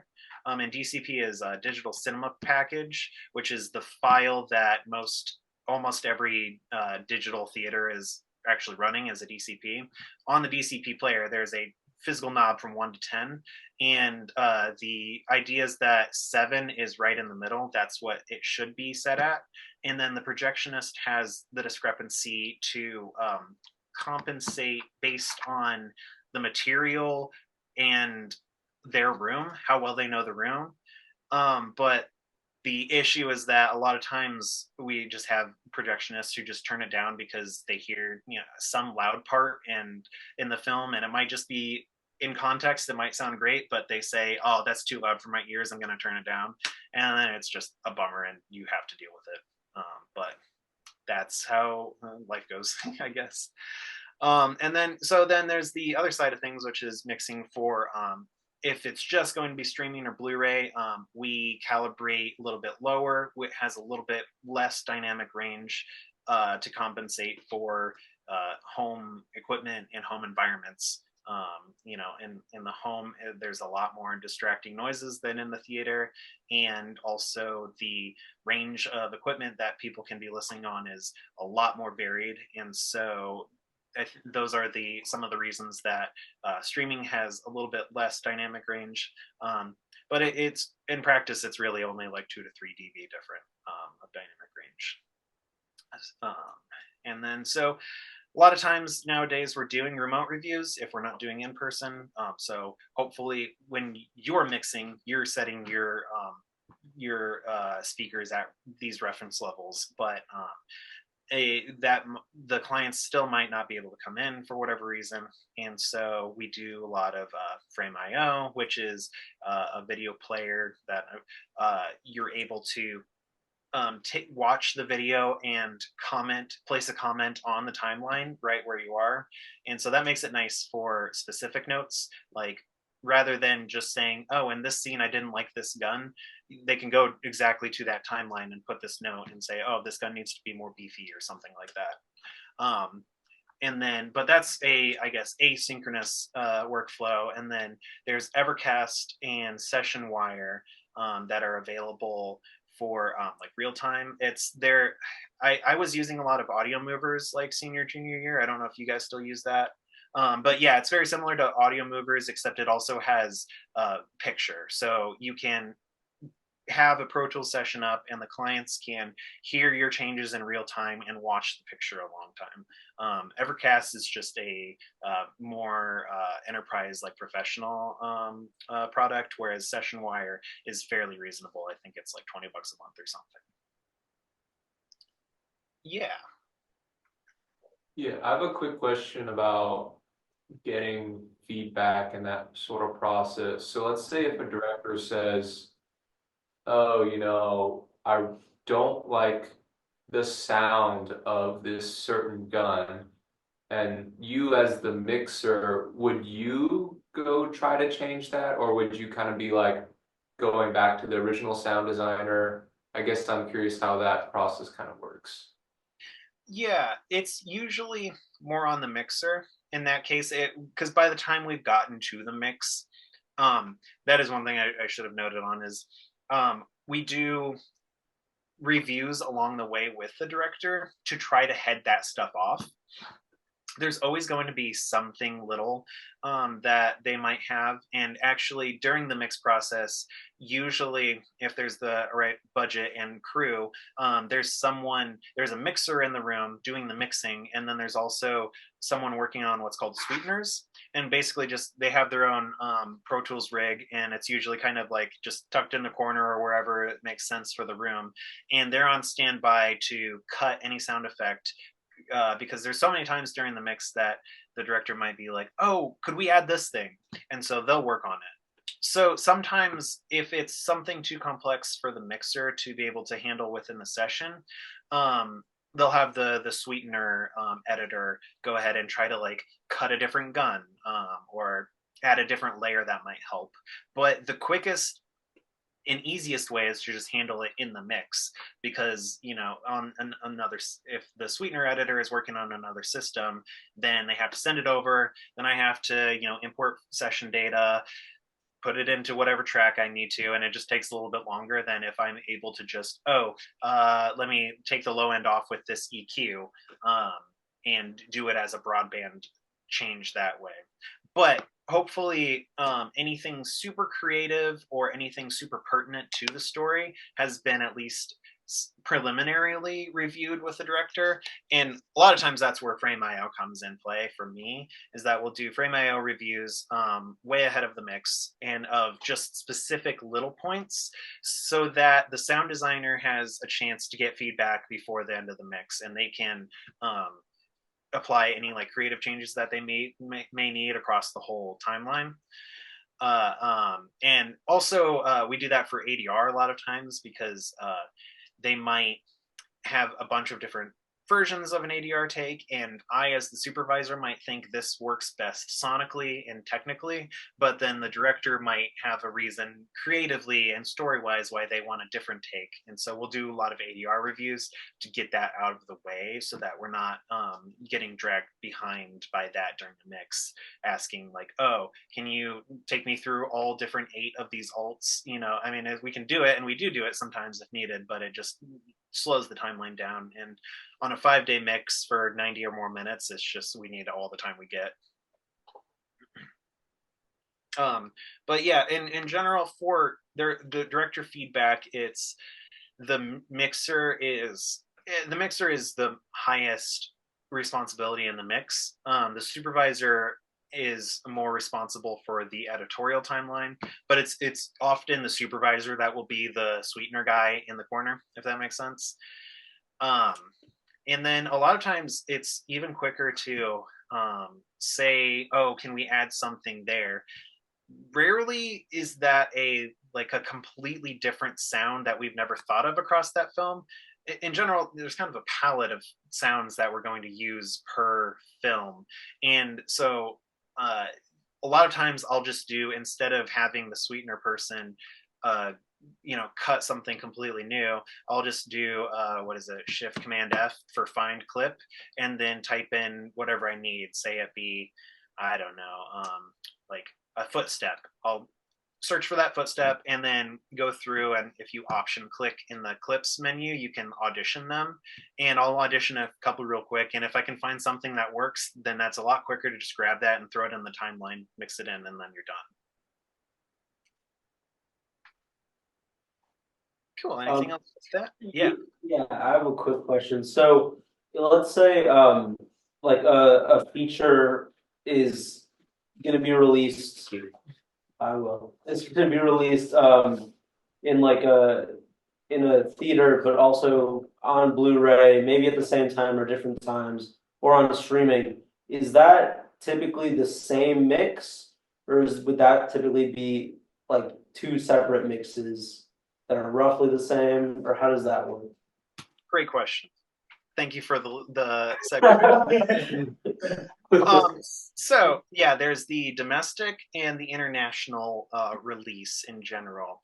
And so we have to think of both. But first, to actually answer your question, we like to mix for theatrical first and with the clients, and that's the first standard mix. Then there's a day that we'll take on our own that doesn't need to be with a director afterwards to do what's called a near field mix. And this is what we're trying to do the past year or so as just standard, that all of our films have a theatrical and a near field mix. The near field mix is more of the streaming mix. And so that has the lower dynamic range and a couple different specs on the limiting ceiling and things like that. I think it's like negative 2.3 for the loudest true peak, and just things like that, because the theatrical doesn't actually have any real standards. So yeah, we make a separate near field mix, which in general is just like raising the Foley and dialogue and like effects a little bit, because we don't need so much fill from the ambiences with the reduced dynamic range. And then you set to the different, you set your room to the lower SPL standard or calibration. And so then it's just a matter of listening and deciding, oh, you know, in the theatrical, this footstep was fine, but now it's a little bit hot, so I'm going to turn it down, or now it's a little bit low. It's basically just setting your room at the different calibration and then trying to compensate and just make it sound as close to the theatrical as you intended. And then the other part that comes through that, and this is just generated within the routing of the session, but there's the DME stems, the dialogue, music, and effects, and all of those get split out into their own stereo and surround stems, and that's used generally for trailer editing, but also I think it's a little bit of future proofing. If for whatever reason the clients decide that they want some minor changes to be made way down the road, and we may or may not, you know, have either the ability within their time frame that they need to make those changes, this is a way to give them some flexibility without just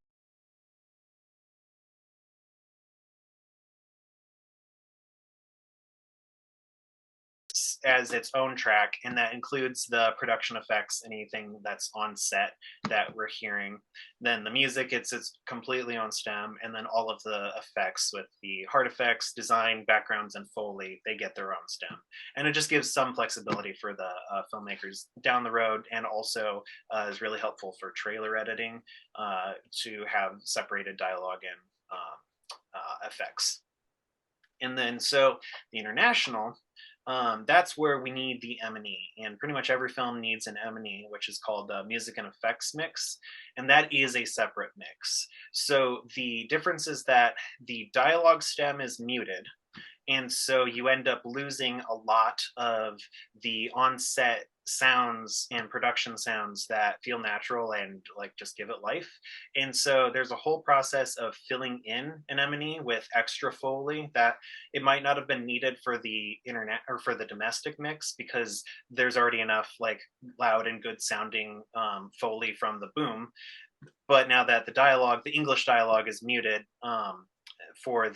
so that they can add the local language on top of it, we have to add in our extra Foley, footsteps, whatever it might be, to basically just get that mix as close to the domestic as possible, but with no English at all. And then there's the optional stem, which is another part of basically just giving the international team a little bit more flexibility. And that it can range from just like efforts and things that are non-English vocalizations, sometimes laughs, sometimes cries, grunts, sometimes sniffles, and like lip smacks. I get really annoyed when they call for that, because to me it's, you're not going to, like, if you want that lip smack, then the local foreign language like actor needs to do the lip smack. But it's something that a lot of the studios, like Paramount Plus is the worst with optionals and QC. So I apologize, I guess I should actually explain the QC process, which is, so once we have our initial pass done, we'll send to QC house, quality control, and they go through every deliverable, every step with a really fine-tuned tooth comb, and they'll note anything technical that they think that they need us to fix to make it to their standard.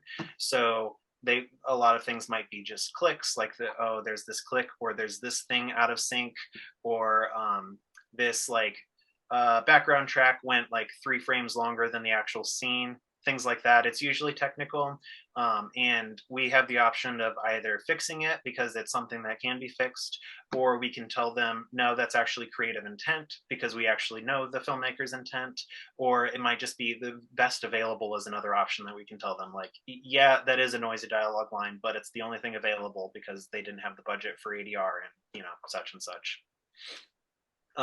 So basically we'll go back and forth as many times as it takes until the QC house passes it.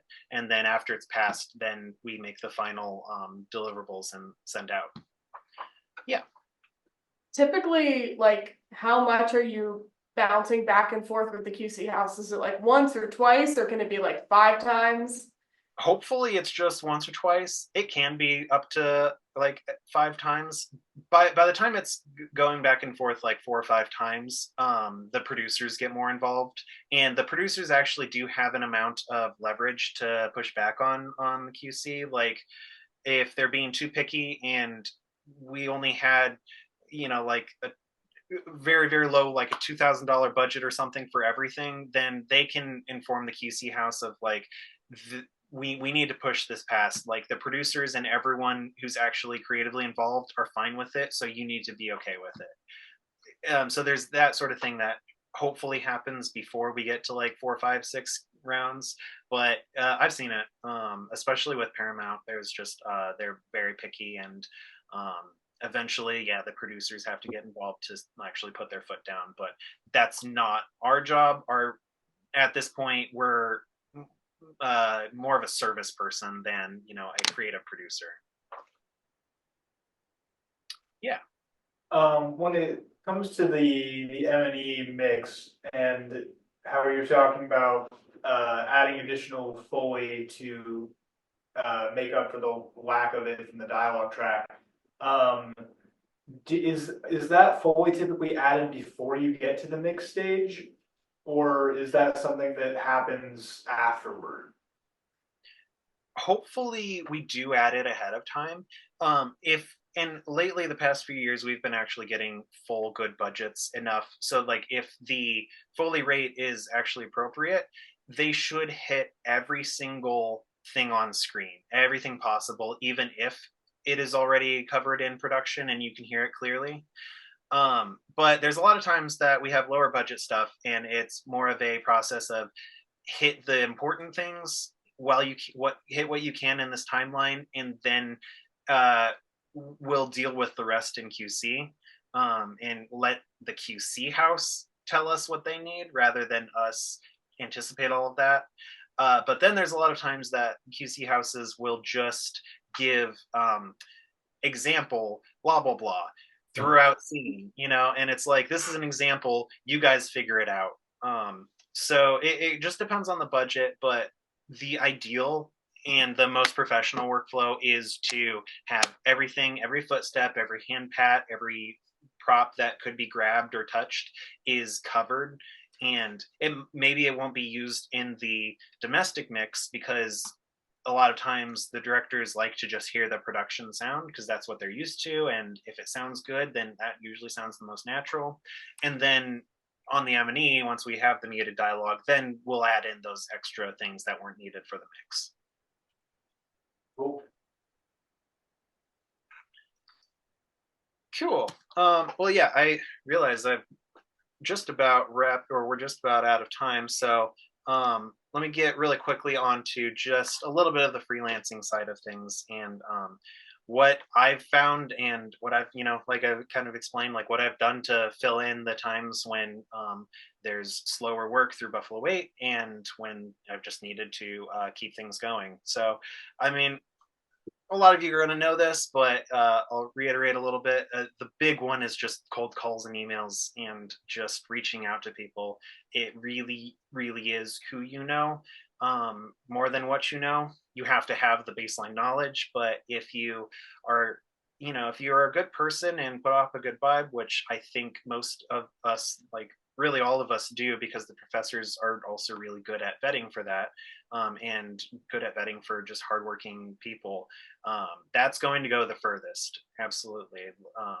I even just recently like got a recommendation from some, there was a another indie studio in LA, and I had seen them posting, and I just shot an email and I was like, "Hey, I like the work you're doing. Let me know if I can like swing by the studio or get coffee sometime, that sort of a thing." And that ended up with a couple just like fun chats about audio, like way like 6-8 months ago, that I wasn't expecting anything to come of it, but just trying to network. And then, yeah, a couple weeks ago, they reached out and asked if I could do a thing because they were too busy. Things like that really do happen. It takes time and it's sort of a waiting game, but yeah, the networking thing really does 90% of it. Another great one is film festivals, going to film festivals. And this also applies for music too, just like going anywhere that people are watching or seeing whatever content you want to work on, and just chatting with people and just being friendly and asking questions, and just letting people know who you are. um, there's networking events. AES is great. Yeah, absolutely go to any AES event that you can in New York. Probably won't make it this year, but I really do want to get to the next New York AES convention that I can. There's also NAMM out here, which is much more guitar centery. It's a lot more gear based and a lot less networking based, but there are workshops and there are networking events like through it. So I recommend, if you're out in LA and can do it, hit that up. I met the Law and Order mixer through this Mix magazine. They you should subscribe to them if you haven't. It's a free publication. You can get digital or in print copies, I believe both for free. And they do both film and music audio. But actually, the main editor is from Bloomington. Really cool guy. And when we had the Joshi studio first opening up, they came out and did a little piece on us and took a picture of the studio. And so he's a really great guy. And anyway, they have every year out here in LA, they have a symposium for sound for film and TV. And everyone who's anyone pretty much goes. I got to meet most of the team who did the sound for Oppenheimer, and they did some presentations on that, and that was incredible. And then I met the Law and Order mixer through that, and that's kind of been developing into a little mentorship kind of thing. So it's all that is to say, is just like putting yourself out there and just having the confidence that you are an accomplished sound professional, because we all are. Even if we haven't necessarily like made money through college experiences, we are professional engineers. We know what to do and what sounds good, and so just having that confidence is really important. LinkedIn is actually pretty huge on the post side of things. There's most of the big mixers post on LinkedIn, and half of it is educational stuff, and like half of it is them asking their own questions, like, what do you think about this? How are you guys getting this sound? And I was surprised at first when I started getting into it, but there's a pretty active and thriving community on LinkedIn, so just be aware of that. And then, hey, audio students, always great. Great place to get some just networking and jobs there. And also the Post Sound Mixers Facebook group is another really active community that you can have any questions you have answered, and just gives you an opportunity to be on people's minds if possible. And then the other ones are pretty standard, but again, LinkedIn, Indeed, ZipRecruiter, all of the kind of normal job sites. You can find them here and there, but I put this later because it really becomes like who you know, not what you know. And so these, I find, are not as fruitful, especially for like actual jobs. A lot of times it'll just be like runner positions and things like that, but those are also important and a really great leg in. Production Hub is a really good one I found. There's entertainmentcareers.net. These are just very specific to the film industry, but they also have film sound for film jobs. And I found the first couple months I was out here, I found work through Upwork and Craigslist both. I did a whole feature through Craigslist. I wouldn't say it was a good experience, but I did it, And yeah, again, I'll wrap up really quickly as I'm getting over, but there are some things you got to think about with freelancing. You either a sole proprietorship or an LLC. I have a sole proprietorship because I'm on the sound editing side of things and I don't really have large liabilities. But I have a friend who works like as a tech in bigger like music production studios where he's working on SSLs, so they're $1 million consoles, and even if he might make a very valid mistake, he could be liable, and so that's what an LLC protects you against. It's a limited liability corporation, and you can go through that in California. It's just like I think it's like $400 or $500 to like start that, and you know, you have to do all your taxes and everything through that.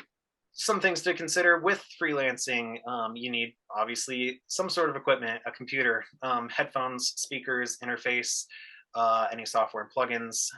Then you might need subscriptions, Pro Tools, all of the above. And like I was saying, facility rental. There's a lot of times that you have to find your own facility and do the negotiations and figure out rates with that.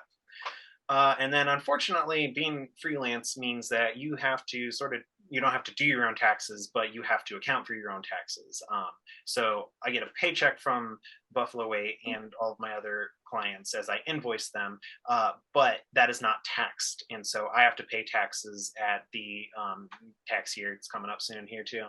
And it's just something that a lot of people get blindsided by because they didn't realize that they should be putting aside like a lot of their income for taxes. So I try to just do 30% of all of my stuff, and it's worked out okay. But it makes things a lot more difficult to plan ahead for, if that makes sense. So it's just something to think of.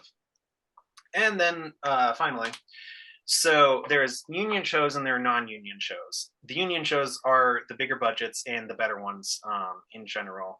Now, I like both because I don't love the red tape that sometimes comes with a lot of the union stuff. And by what it sounds like on the really big budget, you know, I'm talking like, you know, Dune and, you know, things like that.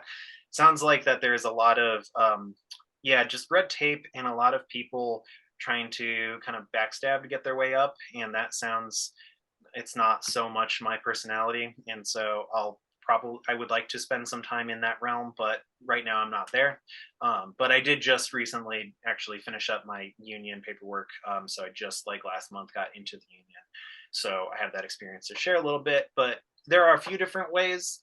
You can sometimes get grandfathered in through a company, like a bigger company, if they want to hire you as an assistant, or like a lot of times mixed techs will get kind of grandfathered into the union. But as far as I can tell, that's pretty few and far between. So the standard way of getting in is just doing the work on non-union shows. So in this case, if you're just doing non-union shows, it's 175 days at 8-hour days at minimum wage. The nice thing is that it seems like they are using AI or, you know, some sort of machine scanning to do these approvals. So that helps at least. You can kind of, as long as you provide a paycheck that adds up to minimum wage at 8 hours, it'll qualify. And so, but they have to be commercially released. It can't be just like on YouTube. I had a whole feature that was denied because it was on Tubi. So that sort of a thing. But yeah, it's and then you have to pay some dues once you get in, and there's an initiation fee and all that. But it's something that you want to do because that's where the better rates and the better protections are, and that's where you can actually get healthcare. Because as a freelancer, I have to pay for my own healthcare. But once you get completely in the union and do at least 6 months out of the 12 months a year on union, then you get healthcare provided for you. And then just anytime, anytime you want, you should check out all of these resources. Tone Benders is a great podcast. They cover pretty much all of the big films, and they have, you know, in-depth interviews with the actual sound designers and re-recording mixers. Pro Sound Effects blog has a lot of great behind the scenes stuff, as well as Soundworks collection, a Sound Effects blog. They're both websites to buy sound effects and sound effects libraries, but they also do really great in-depth behind the scenes stuff on sound film. And Mark Mangini, who is one of the older and the top like re-recording mixers and sound designers, both of the Dunes, Mad Max, Blade Runner 2049. Now I'm escaping some of them. I know he was the sound designer for the original like animated Aladdin. So he's a really great resource, and he's just all for audio education. So his website is packed full of really great resources, books to read, links to check out, videos, and things like that. And yeah, reach out to me anytime you have any questions. I know I went over a lot with this, and can ramble a little bit. So if there's anything I can clear up for you, like, please let me know. I also, like I mentioned, I'd like to share my mix template with anyone who wants it. I'll send it to Roger. And also if you just want to like send me an email, I'll send it to you. And I find that you can just get a lot of information from seeing where the routing from one track to the final print of how it gets there. If you just follow the routing, it starts to make a little bit more sense.